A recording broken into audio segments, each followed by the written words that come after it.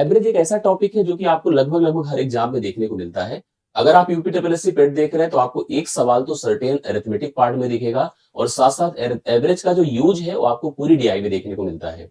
एक सवाल होता है मिडिल नंबर वाला, जिसमें बीच का अंक छूट जाता है, इसे मिसिंग नंबर भी कहते हैं। और एक और सवाल होता है जिसे ओवरलैपिंग कहते हैं, जिसको हम 2 बार यूज करते हैं। उस टर्म को किसी समूह से निकालने वाला सवाल आपको इस बार एग्जाम में देखने को मिल सकता है, क्योंकि यह पैटर्न आपके लिए बहुत ही महत्वपूर्ण है।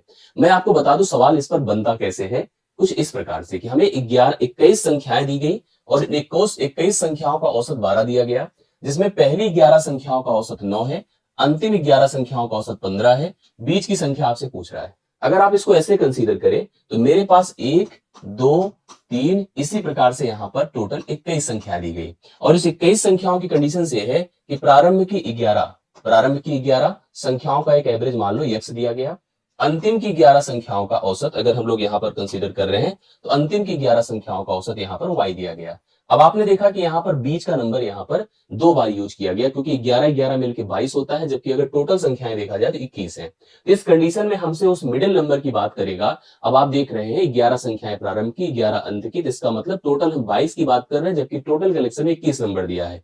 मुझे उस बीच का नंबर जो हम 2 बार यूज किए उसका मान हमें बताना है।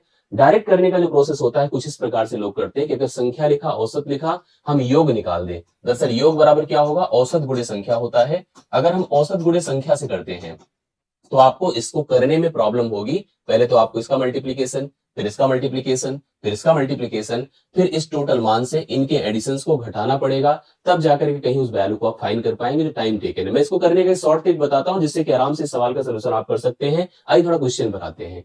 आपको नॉर्मली जो संख्या दी गई उस संख्या की यहाँ पर टोटल कलेक्शन लिखिएगा और उसका एवरेज लिखिएगा, जो औसत है उसको लिखिएगा। टोटल अपने पास 21 संख्याएं हैं, औसत है 12। ये हमारी सही संख्या है और सही एवरेज है। उस कलेक्शन की एक्चुअल नंबर 21 है और एक्चुअल एवरेज 12 है। अब कह रहा है इसमें पहली 11 संख्याओं का औसत कितना है, 9 है। अंतिम 11 संख्याओं का औसत कितना है, 15 है। एक्चुअल एवरेज से इसको कंपेयर करिए, कितना कम है बताए, 3 कम है। एक्चुअल एवरेज से इसको कंपेयर करिए, बोलिए कितना ज्यादा है, 3 ज्यादा है। ऐसी कंडीशन में 3 और 3 का डिफरेंस 0 हुआ।